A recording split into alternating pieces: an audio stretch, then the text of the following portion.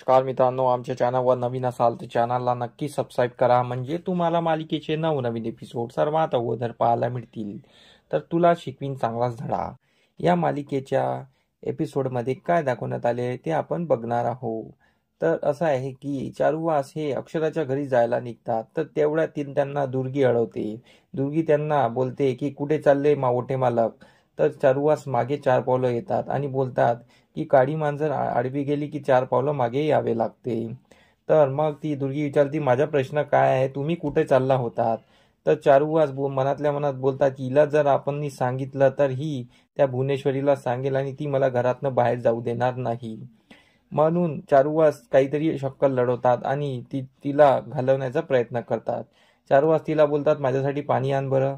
तर दुर्गी बोलते, मी कशाला पाणी आणू, घरात इतके सारे नौकर चौकर आहे, मी कशाला आणू, पहिले माझ्या प्रश्नाचे उत्तर द्या.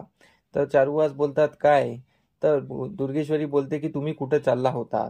तर चारुवास बोलतात की मी कुठेही जाईल, तुला मला उत्तर द्यायची गरज नाही आहे. मी तुला उत्तर द्यायला बांधील नाही आहे, कारण मी या घरचा मालक आहे आणि तू नौकर आहे. आणि अक्षरा ज्या दिवशी घरी येईल त्या दिवशी तुला आणि तुझ्या बहिणीला इथून घरातून बाहेर जावं लागेल. तर यावर दुर्गी खूप हसत असते आणि दुर्गी बोलते, अशी वेळ येणारच नाही आहे, कारण की ती मासेमाई या घरात येणारच नाही आहे. तिला आणणार तरी कोण. तर चारुवास बोलतात, मी आणणार. तर तेवरून ती अजून हसत असते.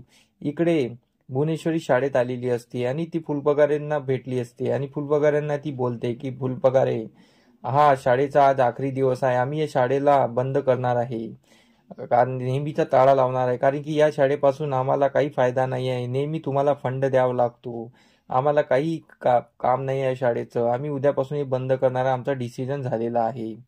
तुम्ही एक नोटीस काढा आणि सर्वांना सांगा की ही शाळा आता बंद होणार आहे, सर्वांनी आपापलं बघून घ्यावं. तर फुलपगारेंना काय करावं काही समजत नाही, त्यांना एकदम टेन्शन आलेलं असतं, त्यांचा हार्ट प्रेशर वाढलेलं असतं. तर भुवनेश्वरींनी स्पष्ट ताकीद दिलेली असते आणि भुवनेश्वरी निघून जाते. मग इकडे फुलपगारे डायरेक्ट अक्षराला पिऊनला बोलवतो आणि बोलतो, अक्षरा मॅडमला ताबडतोब पिठे बोलवा. पिऊन अक्षराला बोलवायला जातो. पिऊन अक्षराजवळ जातो आणि बोलतो, अक्षरा मॅडम, तुम्हाला फुलपगारेंनी बोलवलेलं आहे. तर अक्षरा बोलते, ठीक आहे. अक्षरा फुलपगारे जवळ येते. तर फुलपगारे अक्षराला सांगतात की भुवनेश्वरी मॅडम आल्या होत्या आणि त्यांनी शाळा बंद करायला सांगितलेले आहे, उद्यापासून शाळा बंद होणार. तर इकडे अक्षरा विचारात पडते. अक्षरा बोलते, तुम्ही टेन्शन घेऊ नका, मी जे काय करायचं करते. तर अक्षरा आता काय करणार आहे ते आपल्याला कळणारच आहे. इकडे ओमकार अधिपतीजवळ असतो आणि ओमकार अधिपतीशी बोलत असतो आणि इकडे अधिपतीला त्याचा जुना मित्र भेटलेला असतो आणि तो जुन्या मित्राला पाहून खूप खुश असतो. आणि मग अधिपती जुन्या मित्राला बोलतो, काय म्हणते तुझं लग्न झालं, तुझे डिवॉर्स होत आहे, असं तो त्याला विचारतो. तर त्याचा मित्र बोलतो, हो, डिवॉर्स होत आहे आणि मला बरंच आहे, एकटा जीव सदाशिव. तो पहिले खूप खोटा खोटा बोलत असतो. तर अधिपती त्याला खोदून खोदून विचारतो, 17 वर्षाचा तुझा हा संसार आहे आणि तू मोडत आहे, तरी तू खुश आहे. तर त्यावर तो बोलतो, हो, काय नेहमीची कटकट, ते देण्यापेक्षा आपण एकटा राहिलेलं बरं आणि मला आता काही वाटत नाही आहे, मला सुटका झाली असं वाटत आहे.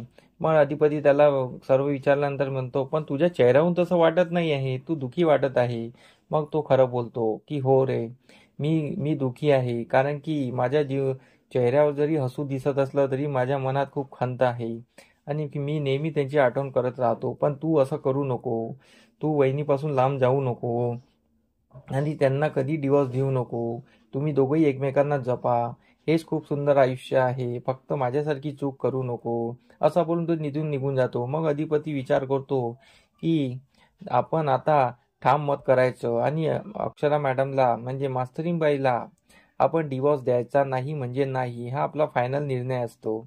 त्याने ठाणलेलं असतं. त्यानंतर ओमकार परत तिथे येतो. ओमकार अधिपतीला बोलतो, अधिपती, मला तुझ्याबद्दल बोलायचं आहे. तर त्यावर अधिपती बोलतो की माझा निर्णय झालेला आहे.